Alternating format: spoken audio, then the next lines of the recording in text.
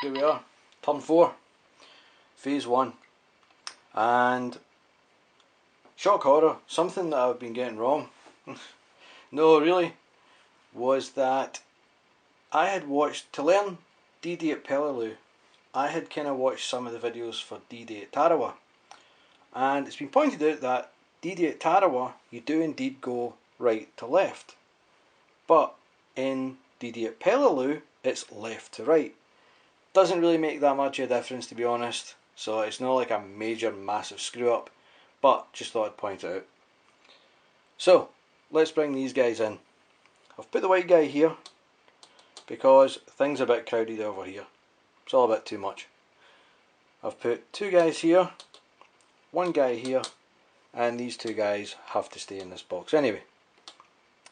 So left to right this time, just to keep things all official like. This guy gets purple diamond, no drift. So purple diamond, no drift. Hope you can see that. And he is in blue and red, so all good. These guys, they get a blue circle. Drift right though.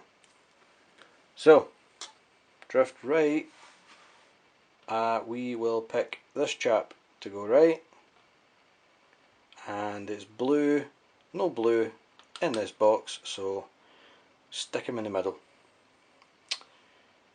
These 2 guys is brown circle, drift left. So this guy just drifted right, so I'll leave him there and drift this guy left.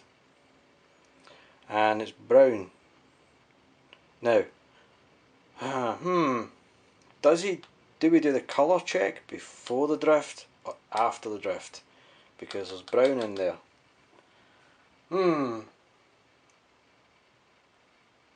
Okay, we do the colour check first according to our almighty little guidebook, because it's saying here, if the colour of the triangle, or the colour of the target symbol, then further down it says if the card has a drift. So I'm assuming we do colour check first, which is brown. It's a circle, so he's still okay. Now we do the drift. Okay, I'll go with that, and I'll put him here. And this guy, brown circle, not a circle, so I'll bring him to here. This box here, they get red circle, no drift. And there's no red whatsoever. Now, let's see. We have 4 here, 4 here, and 3 here. Now, previously I was saying 7 steps or more makes you a kind of a direct hit or a prime target. It was kind of bad wording on my part. Really, it means if you were in a steady, if you had 7 steps in a steady hex, then that would count as an intense fire hex. So that's really all it means. I'll put this guy on top of this guy. So for example, that's steady fire for yellow. If yellow comes up, these guys would get a hit because it would count as intense because there's more than 7 steps. So they go in there. HQ guy we'll put on there. So I think that is it. I'm just having a look through. I've done the movements. I've done all the bits and pieces. So yes, I think that is it for phase 1. And phase 2. Phase 2, event phase. Let's see what we get. We get, oops, try and not get loads of light hitting it. Smoke prevents Japanese fire into beach hexes from orange and brown positions. So, orange and brown, we'll get some smoke markers. Orange and brown. Now, that's a curious thing actually. Why does it talk of orange? Any other time it talks about yellow. Okay. Anyway, I'm assuming yellow and orange are one and the same. So, brown, yellow / orange, which is obviously the mistake I was making at the start. Wondering, is it orange, is it yellow? One there, and one there, and it prevents fire, as it says, quote, prevents Japanese fire into beach hexes. So this brown guy can still fire up here. It just means he can't fire here into these beach hexes with the ones with the arrows. That's the beach hexes. So he can fire elsewhere, just not here. Which kind of benefits us really. So that's not so bad. Okay, they're covered. All good. Time for phase 3. And phase 3. Japanese fire phase. Let's see what we get this time. We get yellow, blue and green with the M action. A action's not here yet. Blue can hit tanks though. Oh, that's not so good. Right. Yellow first. Let's see. Tanks. We've got 2 tanks. And both are not going to hit anything. So they're going to move. So both are going to move. Let's see. Would this one move to here or here? I think it's going to move closer to the US, so I think it's going to be this one. But no, hang on. This only comes into play for counter-attack, I'm sure. I will just check the almighty tome. They are considered positions only for a counter-attack, so they don't count. So, there's not much point in moving over there. I'm assuming then this guy is going to move to the blue hex over here. Makes him a bit closer. This guy is just going to move to here then, I think. Okay, we'll go with that. Right, yellow. So this guy can't fire into beach hexes. Smoke. So he can't fire anywhere here. He can do steady fire into there though. So let's see if we get anything under here. There's a triangle which is not going to get hit because it's a circle. So this guy's not going to do any damage. Don't know why I'm tapping it over there, you can't actually see it. This guy is not going to do any damage. He is yellow. I don't know why did I move the camera? Oh dear. Right. This guy here is yellow. And he is not doing anything. He's not allowed to fire into beach hexes. Yep, beach hex. So, next guy would be this fellow. Not allowed to fire into beach hexes, but he can fire into there, which is not a beach hex. And it's intense fire. So, most amount of steps, so it's going to have to be depth marker maybe? Nope, jolly good, no depth marker. So, just this guy takes a hit. And the rest are beach hexes. Oh, can fire in there though. Yep, the other guy's still got the most amount of steps. He gets the hit. No other yellows. Good. Blue. This guy, he's got a depth marker, he can fire twice. So, he's going to fire into there. Oh, and there's a tank there. Nothing there. Oh, tank there.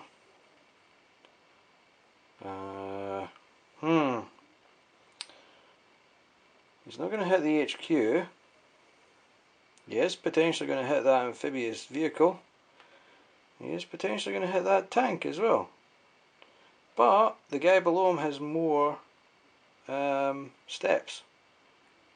So I'm wondering if he then hits both of these guys. The tank and this guy. I'll say so. So E21 takes a hit. Let me just find E21. Well, his replacement anyway. E21 or E21, sorry. Where was I? Oh yeah. So E21 takes a hit, and having 2 steps left, the tank takes a hit. Boo! And this guy goes into the catastrophic loss box, which is now got 4 units. Right, so this guy's fired. Blue, I just moved that guy in there so he doesn't count. There is a blue tank, which I'll take the disruption marker off while I remember, as if I would forget. Huh. There's blue over here. He can fire into there. So possibly this guy is going to take a hit from this guy. L37. Let me find L37. Where is he? There he is. L37. So this guy's taking a hit. Off to the catastrophic loss box for him. Number 5. Oh dear. Which, thankfully, we don't start counting the catastrophic losses until the next turn. So that's blue, green, and green gets the M action. So, green, green, green. This guy. Just him alone. Right. M action. He does have US units in the field of fire. So he is going to fire with machine guns, which I believe is another steady fire becomes intense fire, basically. Right, so he only gets 1 hit.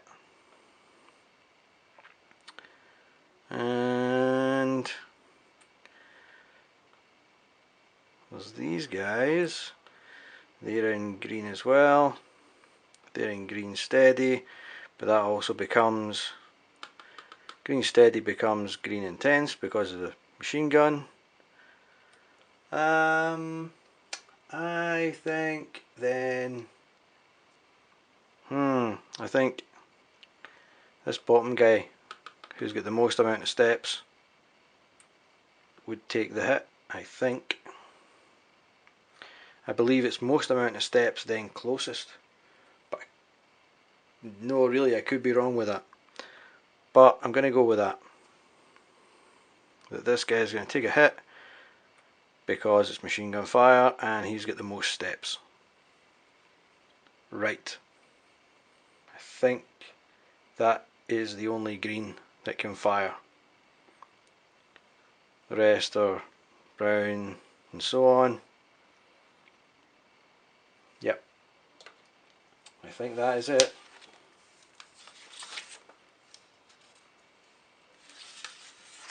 Just having a look. I don't see anything else that can happen, so I think that is the end of the Japanese fire phase, because there's no artillery on that card. Here's hoping I didn't make any mistakes. I can but hope.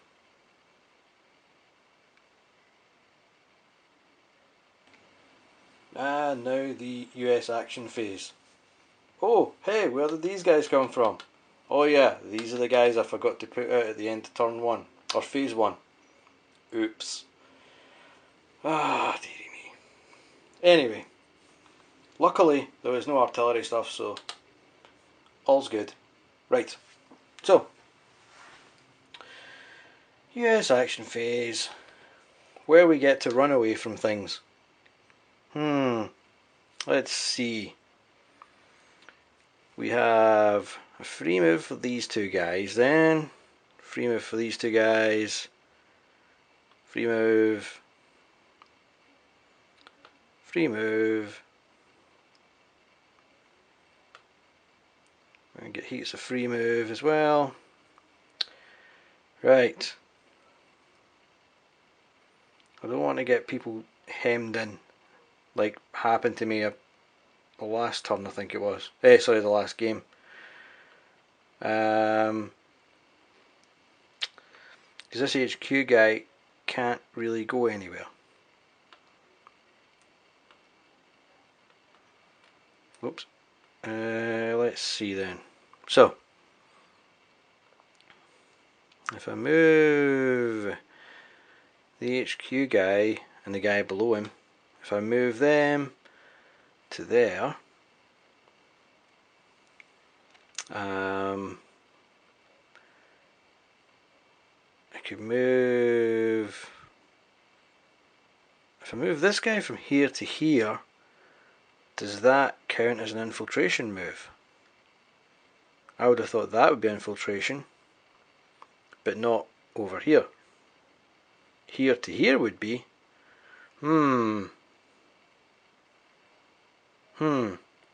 Anyway, moving them to there anyway. These guys don't get a free move. No free move. Free move. Although I could do with attacking some of these people.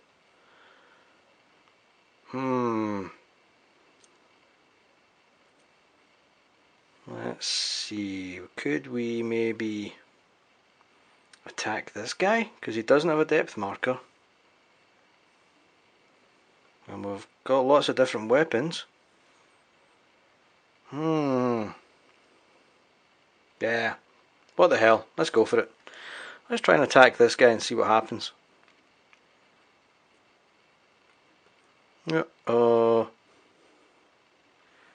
Flamethrower. I do have a flamethrower with the HQ guy. And I do have the Browning with the infantry guy. So that's a good start. He's in jungle, so that would get doubled to 4. So it would be 9 against 4. Do we have the weapons? Yes. Attack strength is at least double. Yeah. I'm just checking my arithmetic. Like a 5-year-old. At least double. Units alone, so the Japanese are defeated. Fantastic. First defeat. This guy goes in the eliminated units box. Jolly good. So, they've had a free turn, which was very worthwhile. HQ and this guy, they could move into there, I suppose. Because they could go 1-2. If they go 1-2, then they're not getting into the intense fire of this guy, where they would have to stop. So I'm thinking 1-2 into there, and all is good, except for these tweezers. There we go. Nothing. Do we want to risk these guys? attacking this guy. Again, doesn't have a depth marker. And it would be 8 against him, and he is in a jungle, which I need to watch for, because there is a small bit of jungle in there, and there. Oh, and in there. So 8 against this guy.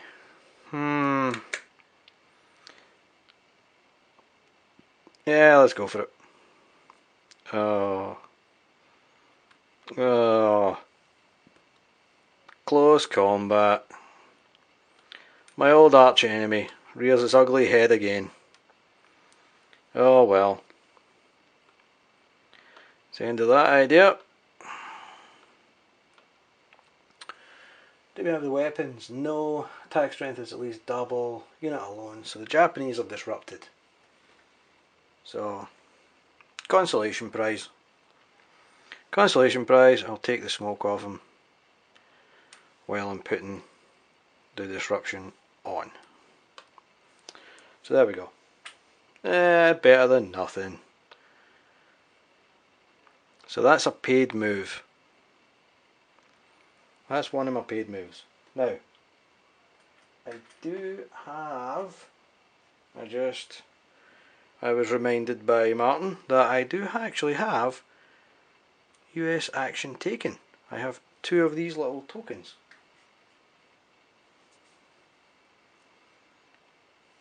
So I shall put the other one there.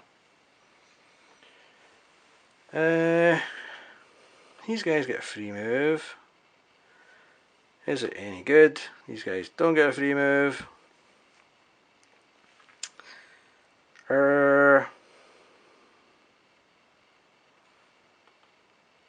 Let's see, I'll move these guys into there.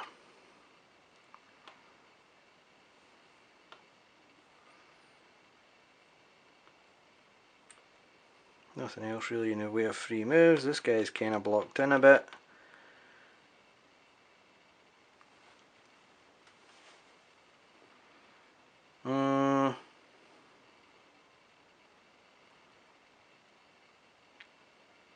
Let's see. Oh, you know what I just realised? That the people who were hit in the last phase from the Japanese, I didn't disrupt them. Oops. So the people who were hit in the last phase should actually be disrupted. And I'll be damned if I can remember who they are. I'm sure that was one of them. So I'll try and keep things legit. I'll put a disruption marker on there. I think they were one of the ones that got hit. Yellow couldn't hit anything really. This guy, sure he did actually hit somebody and I don't remember. Damn it. Oh well. Anyway, someday I will remember. Right. So this guy's kind of stuck here. Can't go there. Can't go there. No point in going there. This guy, he just came in, so he gets the preservation move, which I will say he does on top of this guy. Oops. So we'll say they've made a move. This guy, did he come in the last turn? Or this turn rather? Nope. He's been there for ages. Stuck. This guy gets a free move, but if he moves to here, it's an infiltration move. Ooh, risky. Let's go for it. So, infiltration move. Purple and blue we don't want. And we get purple. And it's got the tank symbol. So yeah, it's going to be bye bye tank. Oh well. Another one for the catastrophic loss box. It's creeping up. 6 now. That's about it for free moves. So I still have one move left. Let's see. Should we attack somebody else? We could use these two guys. That'd be 10. And that's just nothing special in terrain. That's just brush. So we could have a go at this guy, but he's also got a depth marker, which makes me a bit wary that he could just horribly backfire. This guy doesn't have a depth marker right enough. Could try and bump this guy. We'll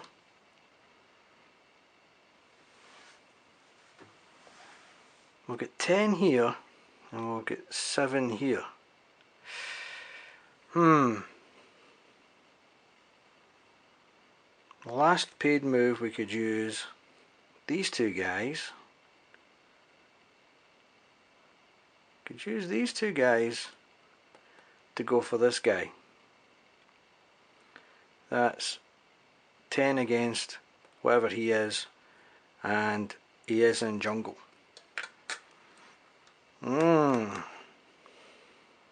Yeah, let's go for it. Oh, 6. He's got 6, but he requires mortar, which is one of the things that we don't have. Whoops. But then again, neither do these guys, so either way we were getting it. So, do we have the weapons? No. Attack strength is not double, because that would be 6. Greater but not double. Unit alone. Japanese gain depth. Oh, fantastic. So this guy makes out of my attack. Ah, dear oh dear. I'm not quite sure how that goes, but fair enough. And that's my 2 actions. I don't think I've got anything left. I think that is it. Game over for that. Or, not completely game over, but it's getting there. Yeah, I think that is it for this this phase and this turn. Can't think of anything else to do. I'm wondering if these guys get disrupted. The guys who started this fight. I don't think they do. I'm just gonna have a look.